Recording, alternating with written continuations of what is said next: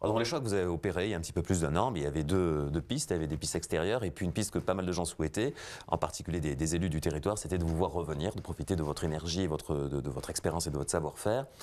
Vous avez donc mis en place avec Jean-Yves Dussert cette agence de développement touristique et économique, qui est présentée il y a quelques temps, qui va se lancer, vous le disiez, officiellement en début d'année, et qui démontre un petit peu finalement une évidence, c'est-à-dire que économie et tourisme, tout ça est mêlé, qu'on ne peut pas séparer les raisonnements, et que c'est une structure qui doit fédérer et emmener les gens dans une direction.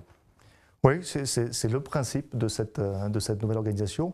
On y a travaillé tout au long de l'année 2014 avec Jean-Yves Dussert et d'autres conseils généraux.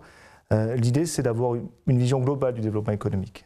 Et jusqu'à présent, c'était extrêmement sectorisé. On avait d'un côté l'économie, de l'autre le tourisme et puis enfin l'agriculture. Et le fait de porter comme ça un regard global sur l'économie, de créer des synergies entre les différentes filières, ça nous paraissait être une idée d'une grande évidence. Et en tout cas, dans ce territoire des Hautes-Alpes, ça paraît aujourd'hui une nécessité. Ça, c'est la première idée. La deuxième idée, c'est également d'avoir une agence qui propose une gouvernance qui associe institutionnels et entrepreneurs.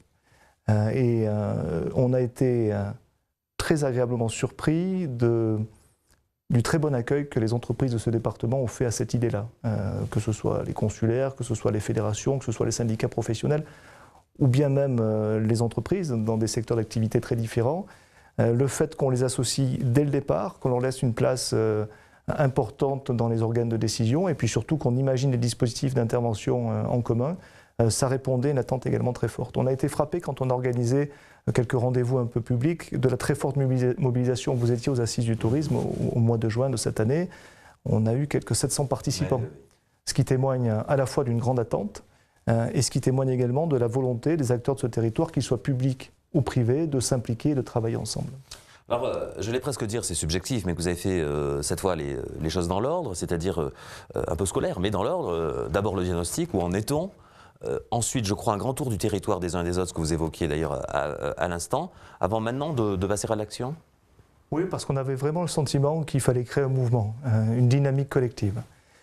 Et puis je pense qu'il faut aussi poser un diagnostic partagé. On parlait de tourisme il y a quelques instants, en début de saison d'hiver. J'étais assez frappé lorsqu'on a commencé nos travaux du petit déni de réalité. Lorsqu'on discutait avec les uns et les autres, tout le monde portait un regard assez enjoliveur sur la situation du tourisme dans ce département. La vérité, c'est qu'au-delà des réussites et des initiatives remarquables qu'il peut y avoir ici ou là, structurellement, cette filière d'activité qui représente grosso modo 33% de la richesse départementale connaît des difficultés structurelles.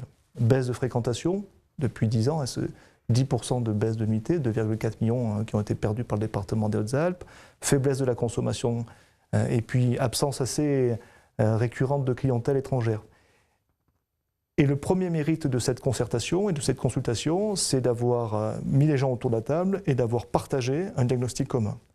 Et c'était une étape qui nous paraissait essentielle. Alors on l'a fait pour le tourisme, on l'a fait sur les autres filières économiques. En tout cas, cette méthodologie permet, dès le départ, de créer une dynamique, parce qu'on est convaincu que l'une des clés de la réussite, c'est de travailler ensemble. Et aujourd'hui, force est de constater qu'on ne travaille pas toujours ensemble, là encore, au-delà des quelques discours convenus qu'il peut y avoir.